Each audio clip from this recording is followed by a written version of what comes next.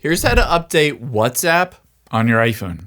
Now, I have WhatsApp open on my iPhone. I'm going to show you two different ways to update it, depending on whether the App Store works or you don't have the password or it's asking for some other information. So let's first just hop out of the WhatsApp app and open up the App Store on your iPhone. Again, this is the first option. Just tap on the search bar at the bottom right. And then at the top, just search for WhatsApp. And tap on WhatsApp here. Now, to get the latest features, we're going to tap on WhatsApp Messenger. And where it says open, if it says update, just tap on the update button.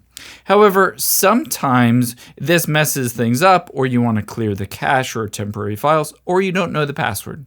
So if those are all the case, it's no problem. We can update it using these settings. So open up the Settings app on your iPhone, scroll down, and then tap on General midway down, and then iPhone Storage. From here, it'll show you all of the apps. So just tap on Apps here at the bottom, and we'll search for WhatsApp, and tap on WhatsApp. Now, instead of just updating the app, we're going to offload it and tap Offload. What this does is it frees up all of the cache and temporary files. It doesn't log you out, and it force updates it. So next we'll tap on Reinstall the app, and you can see in this case it doesn't ask you for the password. You can hop out here, and it is reinstalling the latest version of WhatsApp.